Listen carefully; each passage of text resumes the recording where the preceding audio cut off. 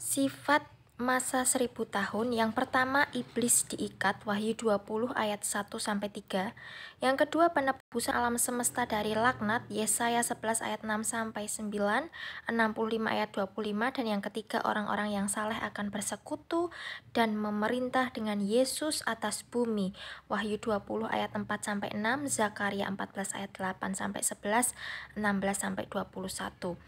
Hal-hal yang penting yang mendahuluinya sebagai persiapan. Yang pertama, suatu pasukan kerajaan yang terdiri dari para malaikat, Matius 16 ayat 27, 25 ayat 31.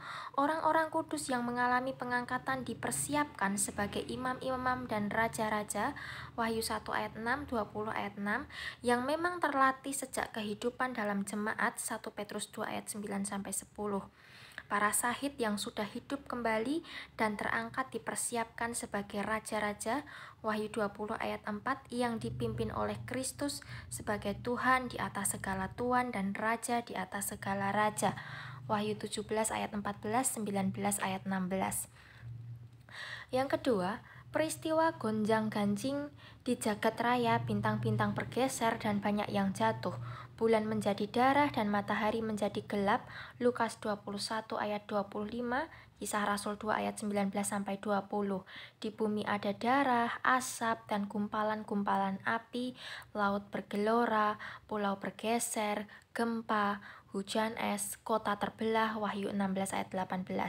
Susunan atmosfer sebagai mantel bumi berubah, maka terjadilah ekosistem yang baru, termasuk yang pertama, simbioa mikroorganisme, yang kedua, udara dan atmosfer, yang ketiga, musim, dan yang keempat, macam sinar matahari yang masuk ke bumi.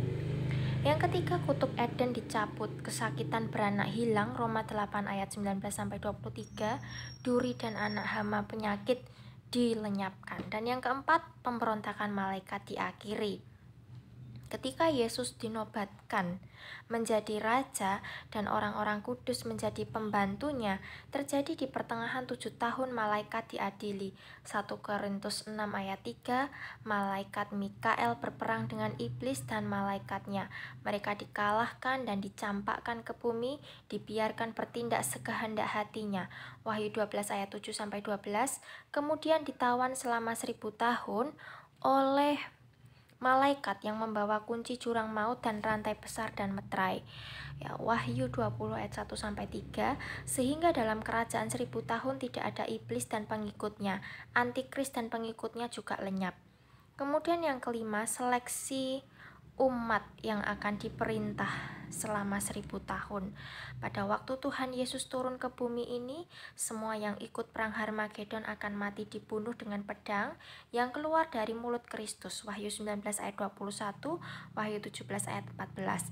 Sesudah itu ia akan menyeleksi umatnya berdasarkan pelayanannya terhadap saudaranya, orang Yahudi. Dengan demikian nanti seluruh penduduk dunia akan bertekuk lutut menyembah kepada Yesus, mengaku bahwa ia adalah Tuhan bagi kemuliaan Allah. Filipi 2 ayat 10.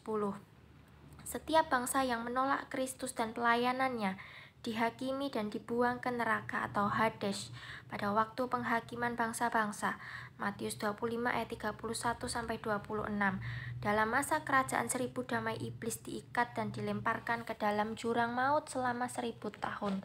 Wahyu 20 ayat 2 dan 3.